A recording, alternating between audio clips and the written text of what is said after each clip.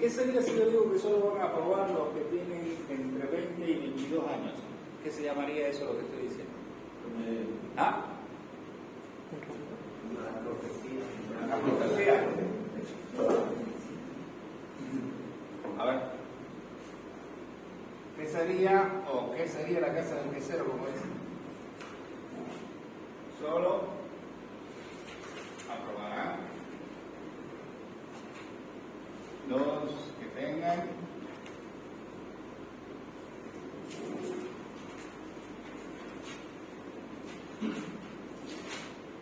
edad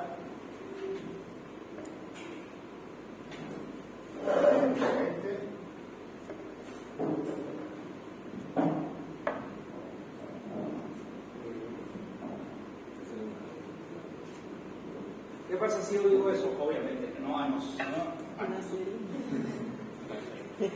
Porque si no va a ser larga la cuenta. Ok, esto por supuesto, esto lo estoy aplicando al grupo o a los elementos de un conjunto, ¿verdad? ¿Qué se llama eso? Esa aseveración que estoy poniendo en esa. ¿Remisa? ¿Ah? ¿Remisa? ¿Proposición? La batería tiene su nombrecito. No había diferencia. El sistema en informática tiene un nombre muy específico.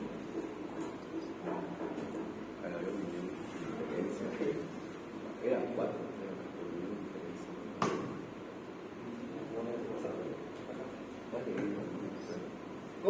¿Cómo actúa esa proposición o ese ¿Qué vendría a ser obviamente? Todo esto podría se llama, ¿qué es esto? Aquí es la universidad. La diferencia es el menos. La unión, la universidad no más nueva. Esto es un filtro. ¿verdad? Sí. Con eso nosotros filtramos. ¿Qué es filtrar? Seleccionando. No importa los márgenes, porque los márgenes podemos variar. ¿Cómo sería la gráfica de ese filtro? Si quisiéramos graficar. El redondo. ¿Ah? No sé, para ver. En el redondo. El filtro, ¿cómo sería la gráfica del filtro si lo tuviera que graficar? A ver, ¿sabes qué? Graficamos el filtro para ver cómo funciona.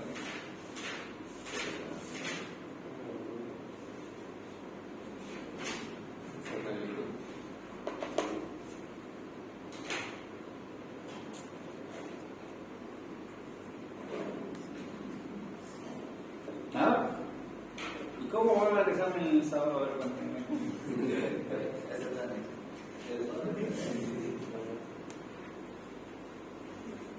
Esa es la gráfica de ese tipo.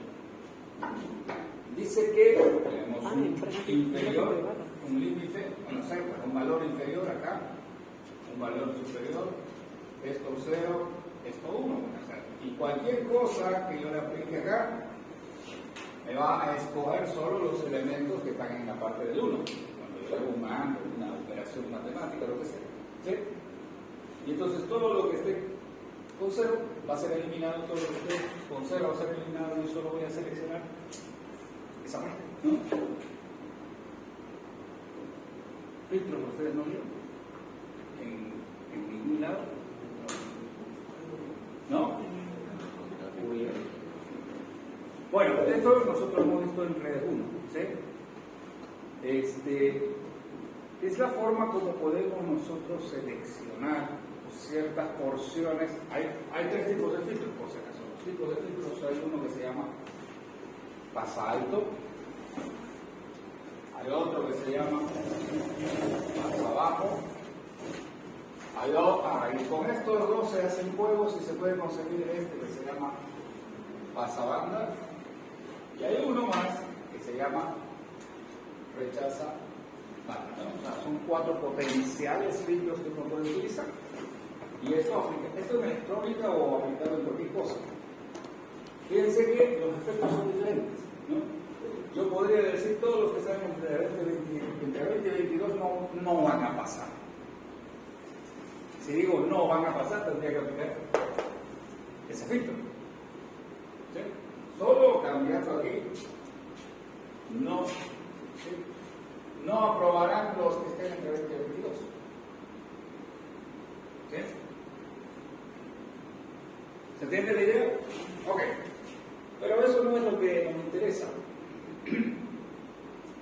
para la explicación que estamos haciendo. Ok, entonces, bueno, los filtros, o sea, esto de acá,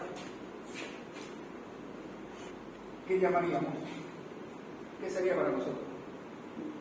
Un rango. Un rango, sí, muy bien. Si nosotros esto lo aplicáramos a frecuencias, porque esto se puede aplicar a lo que sea, voy a filtrar las frecuencias de tal a tal. Las rechazo, las permito, no sé, cualquiera, depende del filtro que aplique. ¿Sí? Entonces, si estuviéramos hablando de frecuencias, esto se llamaría ancho de banda. Ancho de banda. ¿Sí? Ok. Y ya hemos visto en teoría de redes 1 que la capacidad de transportar datos de un canal está en función del ancho de banda. Mientras más chico, menos datos puedo transportar. Mientras más grande el ancho de banda, más datos puedo transportar. ¿Sí? Porque hay una relación directa que fue desarrollada por un señor, ¿no? Que se llama Sharp. ¿Sí? Que demostró que la capacidad de un canal es igual a, ¿sí?, logaritmo de base 2 más el ancho de banda. Tiene una fórmula. Entonces, dice, siempre que tengamos un ancho de banda va a tener una capacidad máxima de transportar. Bueno, hay cosas que en los textos aparentemente no aparecen porque no son teorías relevantes. ¿Ahora qué? Ahora no quiero.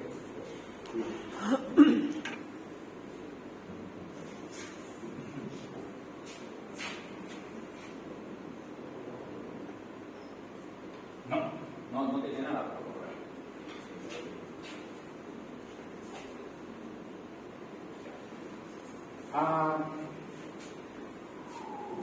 Bueno, se borra y se pone.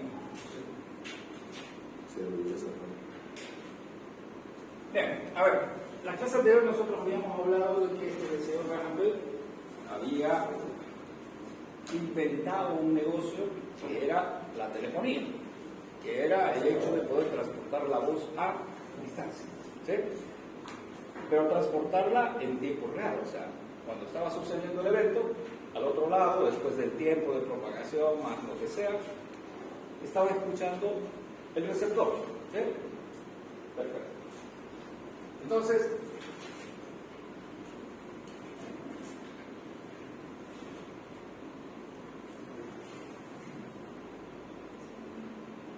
esta persona que está hablando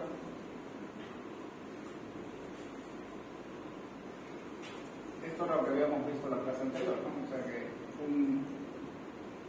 una señal se aplica a una señal acústica, se aplica a un micrófono y el micrófono lo transforma en señal eléctrica. Preguntas. Solo de conocimiento, como dicen, cultura de viernes en la noche. Acá tenemos una velocidad de propagación que está más o menos alrededor de la velocidad de la luz, ¿no? Menos, siempre es menos. En la fibra óptica creo que está alrededor de los 200.000 kilómetros por segundo, pero para efectos de cálculo podemos decirlo en un valor fijo, ¿sí?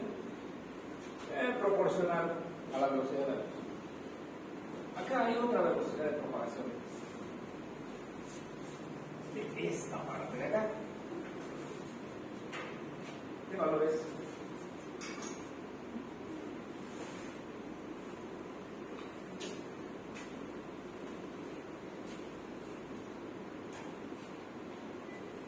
O sea, lo que yo estoy hablando se propaga a una cierta velocidad.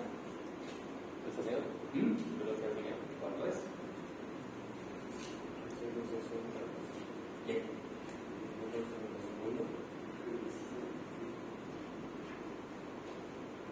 ¿Cuántos kilómetros por hora?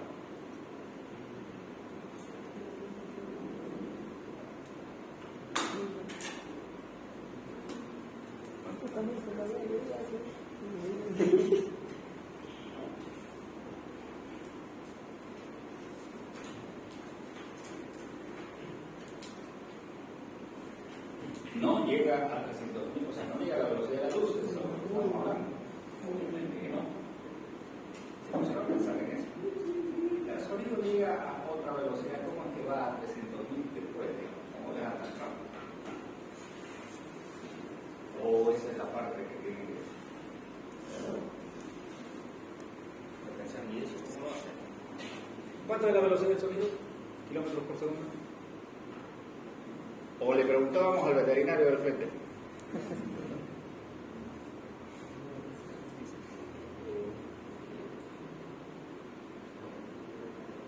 ¿Los dedos veloces? Tampoco.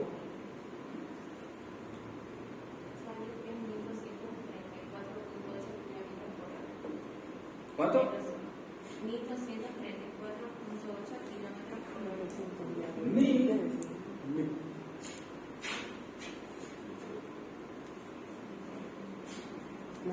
Bueno, esto depende de la altura, depende de otros parámetros, pero está 1240 más o menos. Bueno, está bien, lo mismo.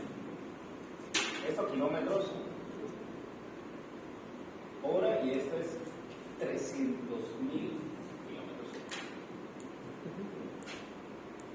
Entonces aquí ustedes se lo dejo para que investiguen un poco. ¿Y eso cómo es posible? ¿Cómo es posible que llegue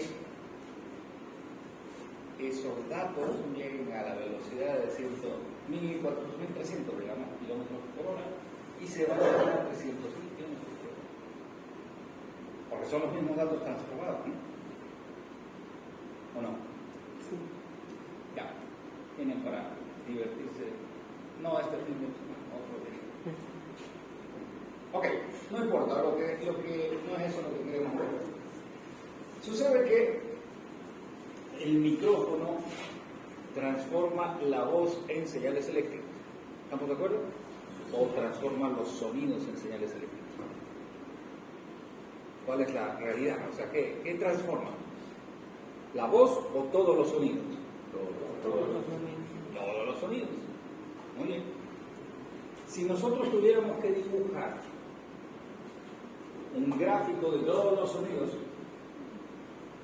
si tuviéramos que hacer un gráfico entre, no sé, potencias, amplitudes, voltajes, corrientes, lo que sea, versus frecuencias, porque nosotros emitimos y los sonidos son frecuencias. ¿En qué rango están los sonidos? ¿En qué rango de frecuencias?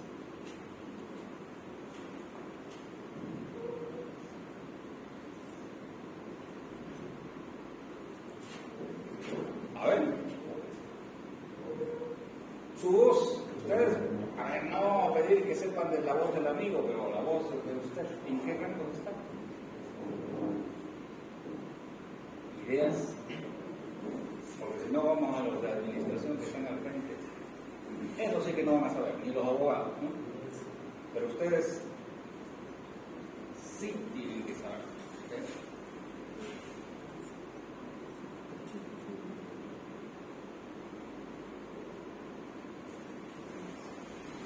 Obviamente, este eje podríamos empezar donde sea, pero vamos a empezar en cero, ¿no? Cero, cero. Está. En el eje cero. Y cero, para que nos digan. Punto de inicio. Las frecuencias están aquí. ¿Cuáles son los valores que debemos tomar para las frecuencias? ¿De qué rango estamos hablando? Por lo menos el olor, a ver, algo sospechan.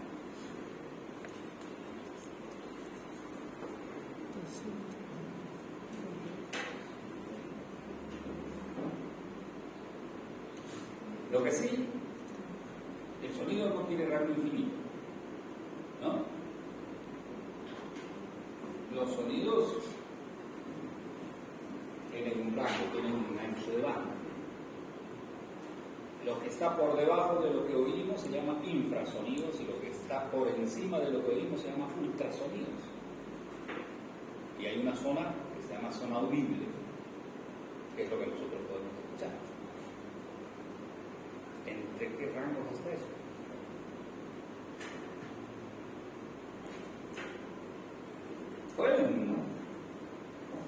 Pueden meterle el dedo ahí al...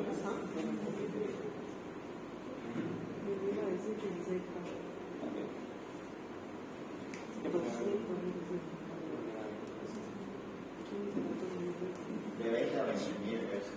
De 20, dicen. No lo digo yo. Varón y mujer que disputan. De 20 a 20.000 pesos.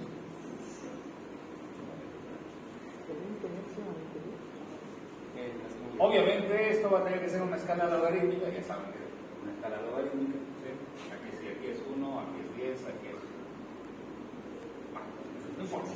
¿De 20 Hz dice? De 20 a 20.000 pesos. Ah, 20. Audible. el sonido entonces, en teoría, como dicen sus compañeros, en teoría están en este rango. ¿Sí? Bien. O sea que el sonido, en general, tiene un ancho de banda de ¿cuánto? ¿Cuál sería el ancho de banda? ¿Cómo se calcula? Frecuencia máxima menos frecuencia mínima. Pero 20.000 menos 20, 19.980 aproximadamente. La verdad que ese es el ancho de banda que tiene. El sonido. La voz. ¿Dónde está metida la voz del humano? ¿Es más que eso, menos que eso?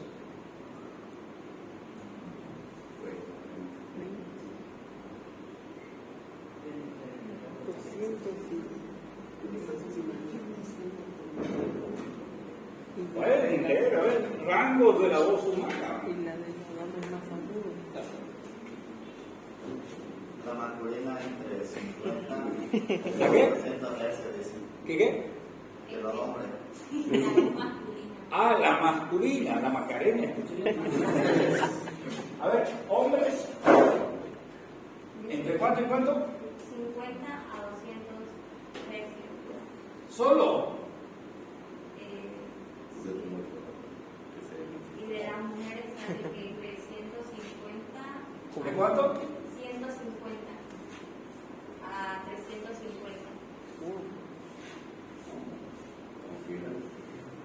¿Y el tema está más agudo? ¿Qué opinan? Veracidad. Pero Agudo. de los hombres dicen que más o menos arrancan en los 50 y terminan en los 200. Los 200. Comienzan en los 50. Y de las mujeres, ¿cuánto empezaban? En los 150 por acá. Wow. Terminaba en los 350. ¿Sí? Obviamente, esto como está en la logarítmica se ve diferente, pero empieza en los 150. Bueno, esto es una gráfica frecuencia versus potencia, ancho de banda, etc. Esto nos da una idea de que, fíjense, no está bien el gráfico proporcional, por supuesto. Solo una porción nosotros manejamos, todo lo demás no está dentro del campo de la vocalización del ser humano. ¿Sí? Esto es lo que utilizan los audiometristas, que le llaman, ¿no? O sea, lo que uno va a hacerse medir el oído y le dicen, a ver, quiero escuchar, y le van poniendo sonidos, hay una curva que se llama curva sofométrica, por si acaso los que quieran leer un poquito. La curva se llama curva sofométrica. La curva sofométrica es nada más y nada menos cómo funciona el oído humano. ¿Sí? El oído humano obviamente va a funcionar con los sonidos recibidos. ¿Sí? Lo que hace es decodificar los sonidos recibidos. ¿Qué tipo de sonidos puedo recibir? No solo recibo sonidos generados por humanos. Recibo el sonido del aire, el sonido del éster, el sonido del cañón, el sonido de una... Cuando voy a una música o un concierto, recibo diferentes tipos de sonidos con diferentes frecuencias. ¿Cuál es el instrumento que tiene la más alta frecuencia? A ver. El piano tiene una colección de teclas que tienen diferentes frecuencias, ¿no? Pero, ¿y el instrumento, cuál es el instrumento que más alta frecuencia puede generar? El acordeón. ¿El acordeón? Violín. Ah, no, el saxofón, por eso. No lo sé, ahí está Mr. Google. Vale, no, también es el saxofón. ¿Cuál puede ser? El bombo, por supuesto, no es. Platillos. Ah, Platillos. platillos.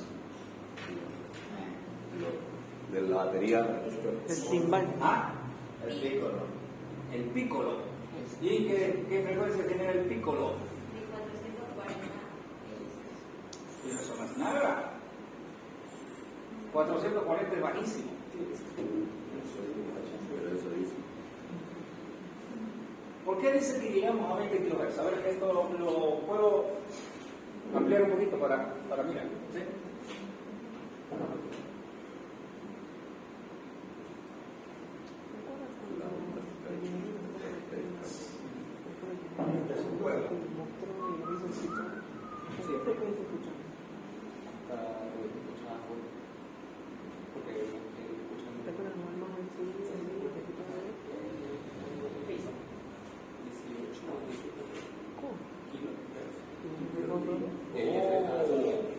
Algo sucedió.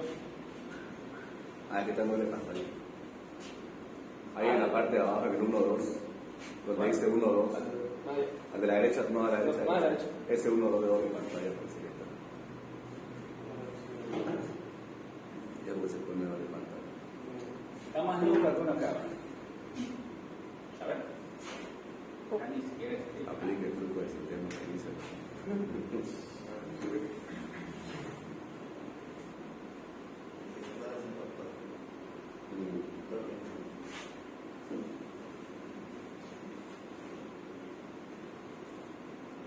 Ya está Mutis. ¿Y ahora? Mutis. Ahí dice la música. Mutis. Por miedo. Bueno. Ok. Entonces, a ver. Vamos a poner en la pizarra mientras. Ahí se pone nerviosa la...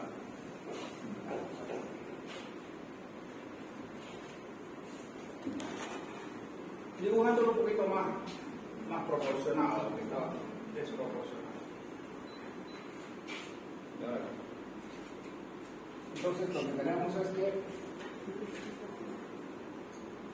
el sonido tiene un rango, la voz del hombre, la voz de la mujer, pero hay un amplio rango, porque llega hasta cuánto llegaba la voz de la mujer, hasta qué 350. Bueno, porque ahí se dan cuenta por qué las mujeres son más chillonas, ¿no? O sea, tienen frecuencias más altas. Entonces sí, o sea, es natural. Entonces, la voz de la mujer y la voz del hombre, ¿desde cuánto parte y hasta cuánto llega? De hecho, se dice que la voz del humano de forma natural llega a eso, pero si, por ejemplo, la señora que canta ópera, ¿no? Esas que rompen los vasos, ¿han visto? Esas llegan a frecuencias más altas, por supuesto. No son nuestra voz, es una persona. Entonces, hay toda una historia y han declarado y han dicho, bueno, ¿sabes qué? No podemos hablar de hombres y mujeres, vamos a hablar del ser humano, etc. Y entonces desarrollaron una teoría y dijeron, bueno, mira, ¿sabes qué? Es más o menos así. Llegamos, en teoría, de tal lugar a tal lugar. ¿Sí? Bueno, esto creo que llega más acá. Bueno, la idea es esa. Dice, bueno, si tomamos este rango, vamos a agarrar a los hombres, a las mujeres, que es lo que queramos. Y cuando empezaron a aparecer los primeros artilugios en las redes de telefonía, porque la telefonía tiene que transportar la voz. Entonces, el micrófono, ¿qué rangos voy a ampliar? Porque no es que yo puedo amplificar rangos de cualquiera, porque el micrófono es un transductor de señales acústicas versus señales eléctricas.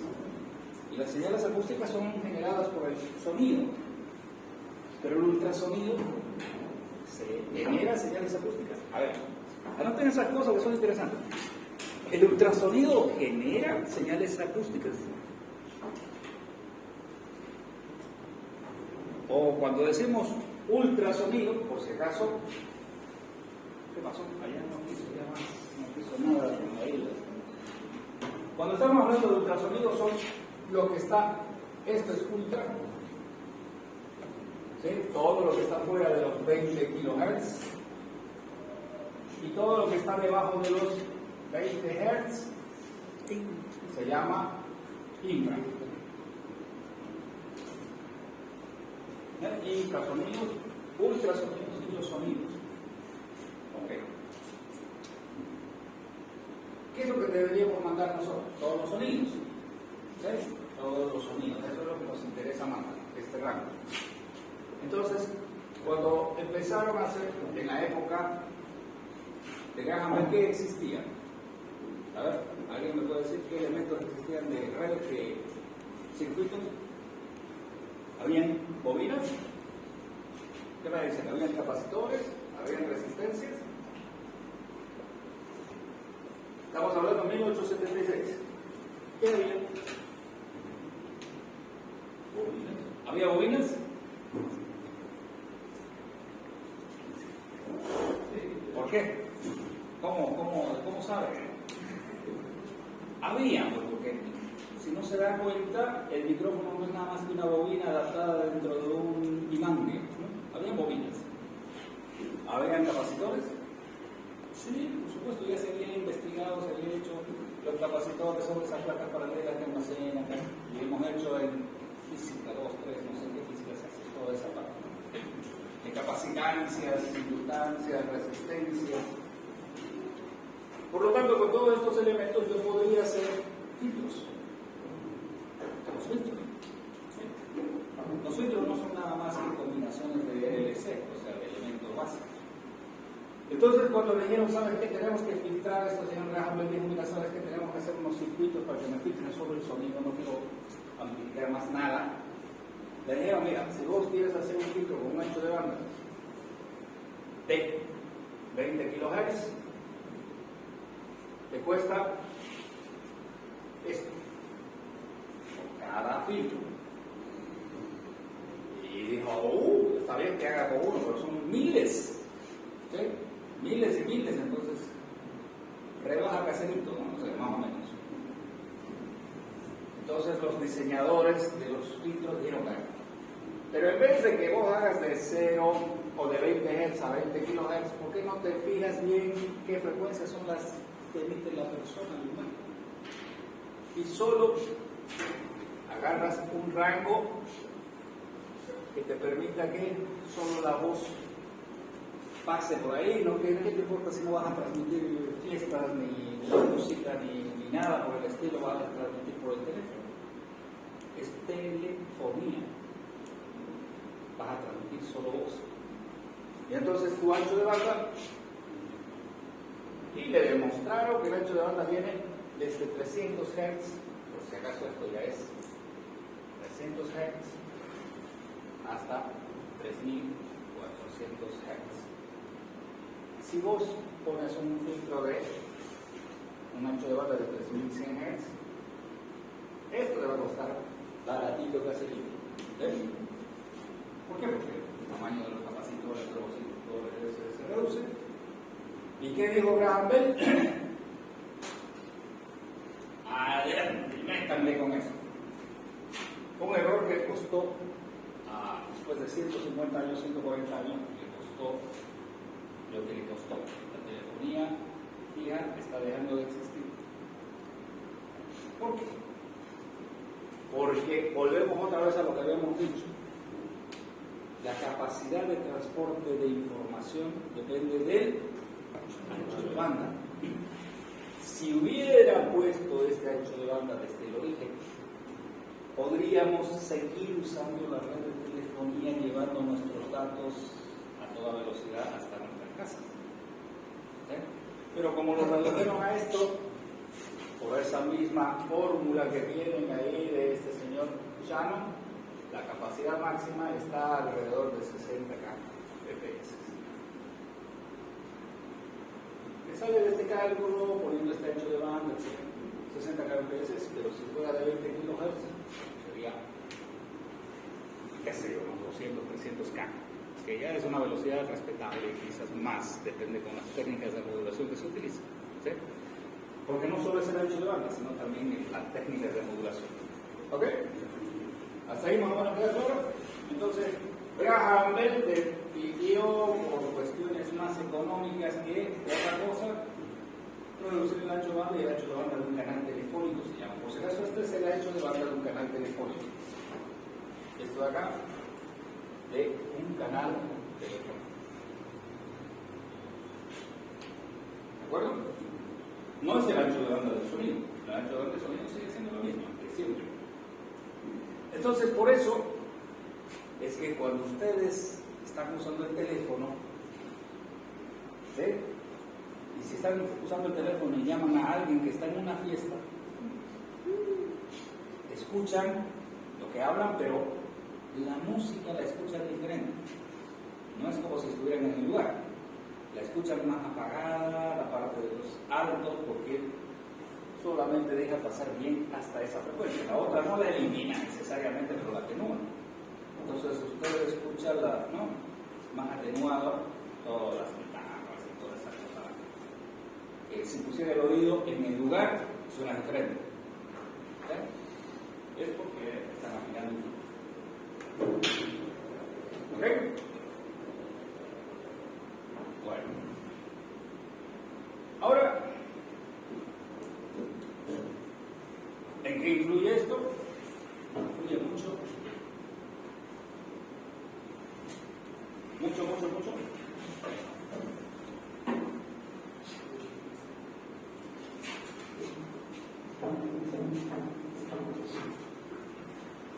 Bueno, mientras haya sido la señal o mientras sea la señal analógica, ya se la pueden mandar como sea, pero sucede que hubo un proceso conforme fue transcurriendo el tiempo, de pronto todo se convirtió en binario. ¿Sí? Hay que digitalizar las señales. Podemos digitalizar cualquier cosa. Obviamente la voz también. ¿Sí? Pero de manera general, el proceso de digitalización consiste en que una señal ingrese a un sistema y que de este sistema, entre analógica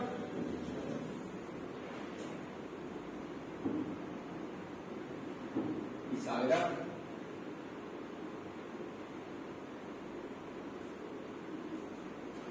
¿qué será este sistema? Es un conversor de qué?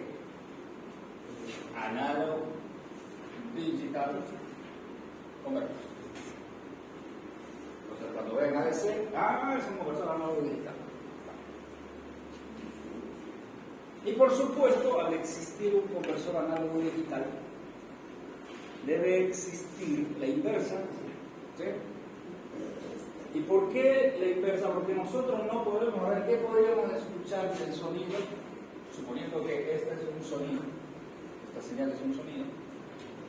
Si me lo presentan de manera digital, yo no entendería nada. ¿Por qué? Porque esos son los dos niveles, ceros y unos. Y me va a sonar tac, tac, tac, tac. ¿Qué puedo entender? Nada. El oído humano detecta variaciones de las señales analógicas y ahí está la información en las variaciones. Si me presentan una señal digital no entiendo nada. Entonces tengo que meter a un sistema, si quiero usarlo, que me convierta esta señal digital en una señal analógica, y esa señal analógica la pongo en un parlante y voy a escuchar. ¿Sí? Entonces a esto se llama Digital Analog Converter.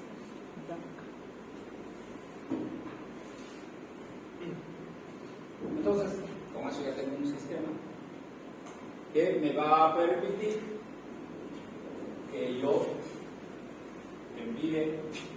Este es un sistema, una caja negra, en la cual yo meto una señal analógica y salgo con una señal analógica. Perfecto, eso es lo que quiero.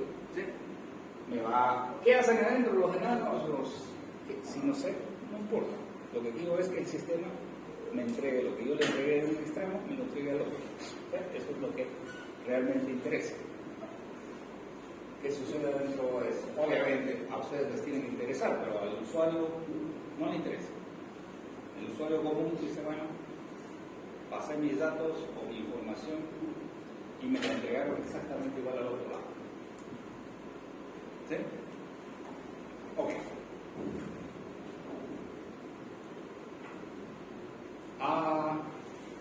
Obviamente estos conversores digitales análogos digitales están basados en teorías.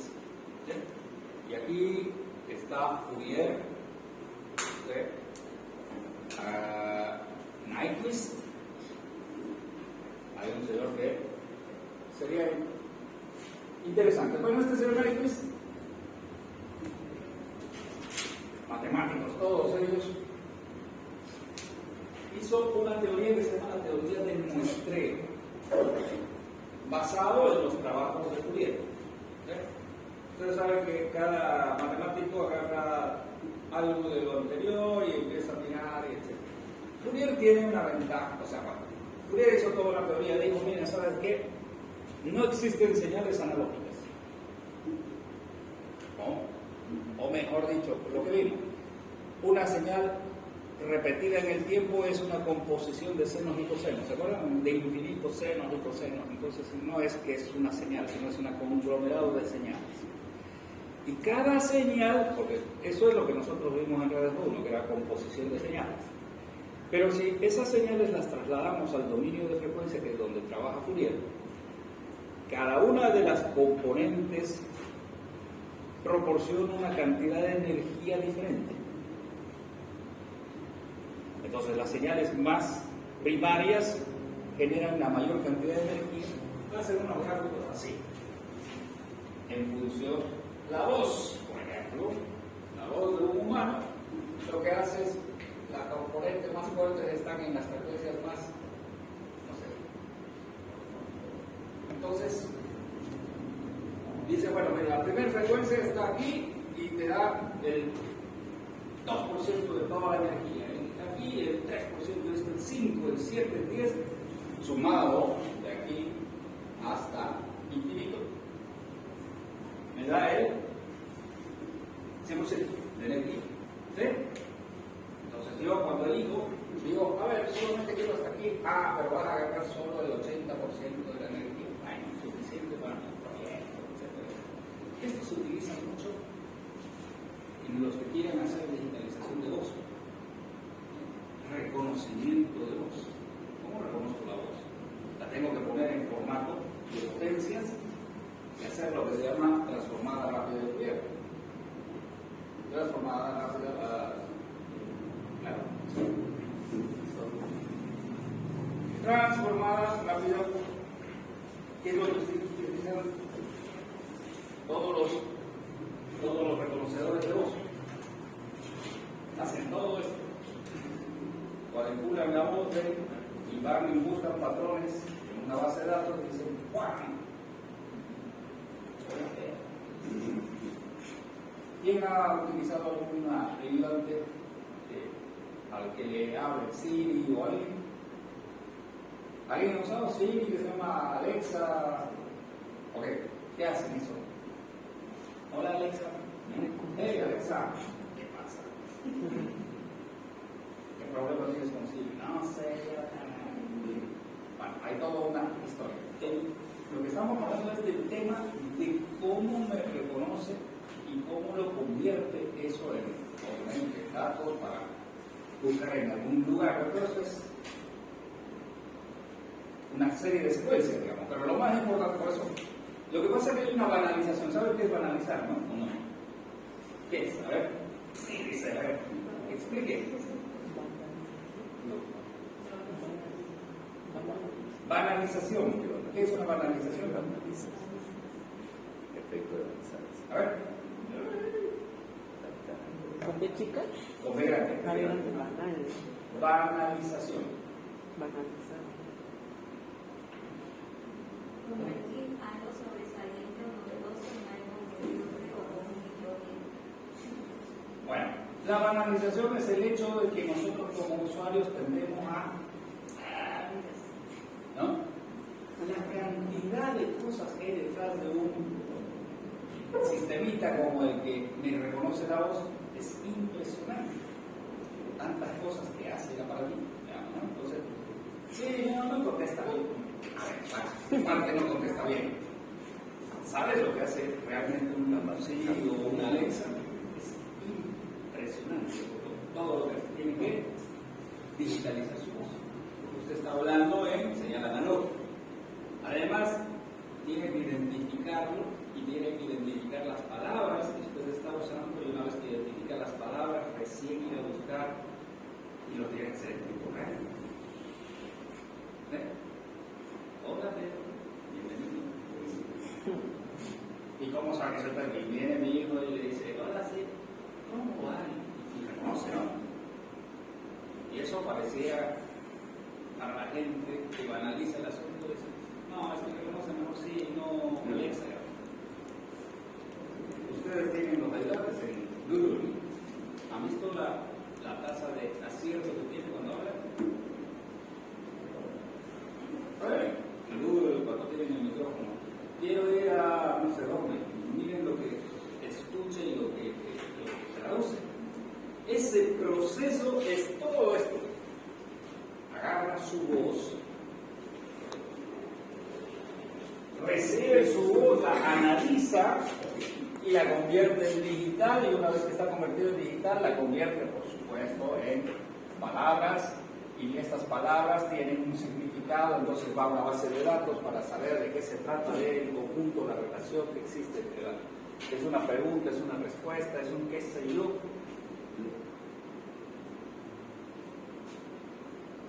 Entonces, el proceso es extraordinariamente interesante. Eso es solo para ya para un poco, ¿sí? Ok, vamos, sigamos viendo un poquito más. 10 minutos más y nos vamos, ¿sí? Ok.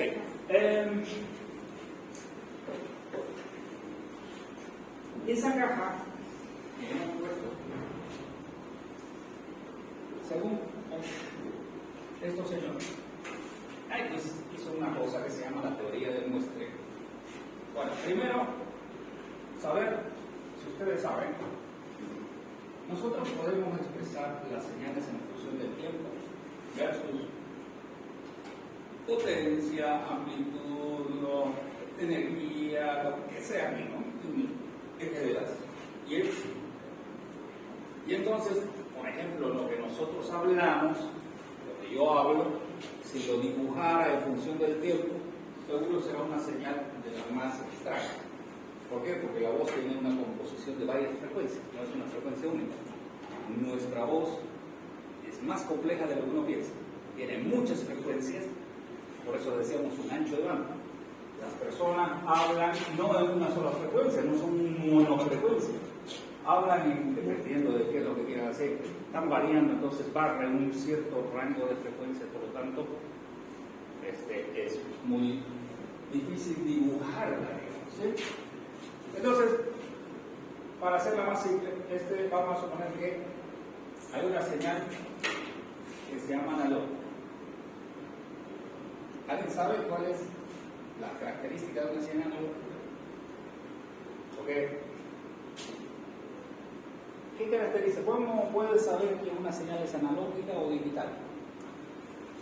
Porque la analógica tiene símbolo, o sea,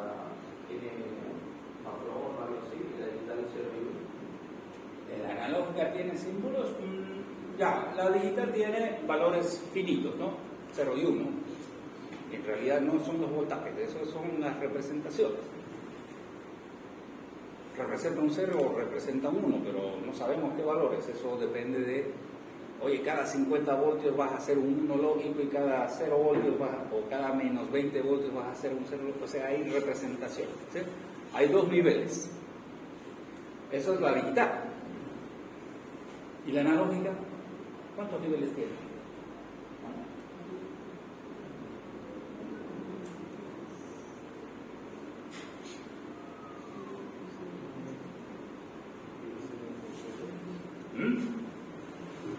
Bueno, seguro que van a mirar y van a revisar como tienen un trabajo, pero bueno, ¿qué dijo estos matemáticos? ¿Qué dijeron? Oye, mira, en este tiempo t sub 0, acá, la función f de t, no sé, pues esta será un seno, un coseno, un lo que sea. La función f de t tiene lo que hacemos siempre en matemáticas, ¿no? Hacemos un dibujito y dice, mira, la función f de t en t0 es este valor. Y aparece, ya ampliando esto, haciendo un zoom matemático. Lo que tenemos es que tenemos el valor, vamos a sumarlo así, esto ampliado, pero a lo máximo, ¿no? Aquí está f de t, 0.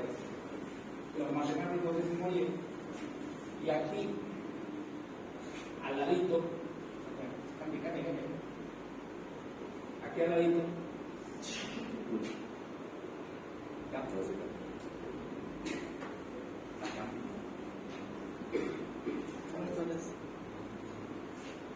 aquí y aquí tenemos f de t menos, o sea, un infinitésimo antes y un infinitésimo después. Eso es lo que dicen los matemáticos.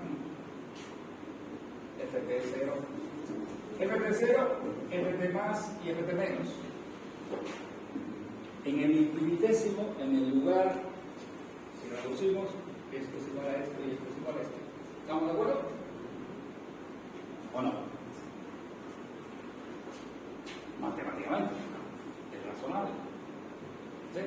Porque mientras más me meta en el zoom, más plana se me está haciendo la señal. Entonces, en el límite, los tres valores son lo mismo. Entonces, estos matemáticos dijeron, oye, hay mucha información redundante. Podríamos reducirla, en vez de mandar esos tres valores. ¿Entienden? O sea, la idea. Por ahí viene la idea. Y dijeron, bueno, ¿sabes qué?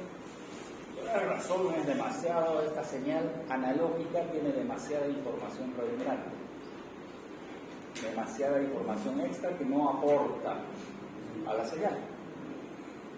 Y entonces ahí apareció un señor, que es Nyquist, dijo, si nosotros pudiéramos enviar esta señal, solo fracciones de esta señal, partes, y se creó toda su teoría y dijo, bueno, ¿sabes qué? Lo que nosotros deberíamos mandar de esta señal es primero muestrear cada cierto tiempo. ¿Sí? Esto que es la teoría de muestreo.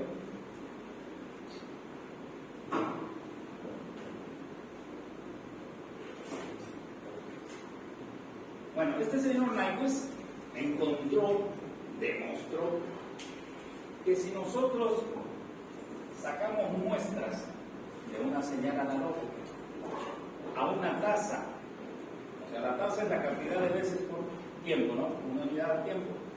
Digo, si nosotros sacamos a una tasa 2 veces la frecuencia máxima de la señal, a esa tasa de velocidad sacamos muestras, al otro lado podemos hacer la inversa y volver a encontrar la señal original. Y digamos, ahí hizo su matemática y dijo, y esa es la teoría de muestreo. De hecho, hay una desigualdad. Aquí dice, la tasa debe ser mayor que igual que.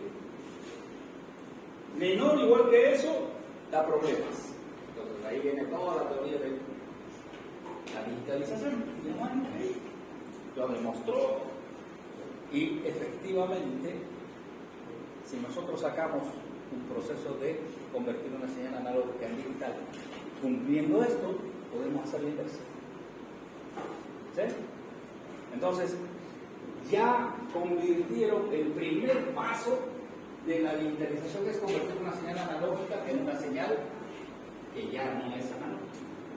Es una señal muestreada, puro muestras. Entonces, a ver, cosas que tienen que revisar para el día, no los quiero agotar más porque tienen exámenes ahora. Todo lo que tiene que ver con matemáticas es re importante aquí, ¿sí? Bueno, no necesitan leer la matemática, pero entiendan de que está basado en matemáticas, ¿sí? Y no lean lo que está muy por encima en el internet, están aquí entra y aquí sale y nadie sabe lo que ocurre adentro, digamos, ¿no? Entonces lean un poquito más. ¿Qué es una señal analógica? ¿Realmente? ¿Qué valores tiene una señal analógica? ¿Cuántos valores tiene? ¿Cuántos? La señal digital binaria tiene 2 valores, pero ¿y una señal analógica? ¿Sí? Y luego, ¿qué más? Ok, todo el proceso. Una vez que se ha hecho esto que se llama muestrear, hay que convertir las muestras, no son digitales todavía, son solo muestras. Hay que pasarla por una regla para convertirla en binario. A eso se llama cuantización. Y la podemos representar en alguna forma, en algún formato. Y por supuesto, la misma regla varía, ¿no? Entonces es cuando usted es igual, la regla viene a ser como la pesa. Usted cuando se va a pesar en una pesa, puede ir a una pesa que le da cada 10 kilos. Entonces usted va a pesar 10, 20, 30 o 40 kilos. Pero si va a una pesa que tiene por kilo, va a pesar 10, 11, 12, 13 o cualquier valor. Pero siempre hay un error. ¿Cuándo no va a haber error? Cuando usted tenga, no sé, pues, si quiere, esta pesa tiene una resolución de miligramos, ¿no? Entonces usted pesa 103,247 kilos, digamos. O sea, la precisión es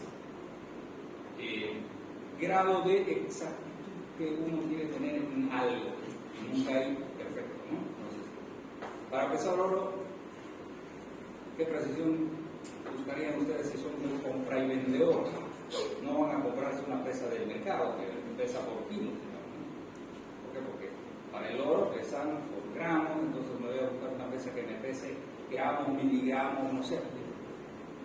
Pero si voy a medir un terreno, por ejemplo, o si voy a comprar, vamos a suponer que vendo, no sé, pues vendo algunas cosas chicas, tengo que usar una precisión mayor que si vendo lotes de terreno, ¿sí?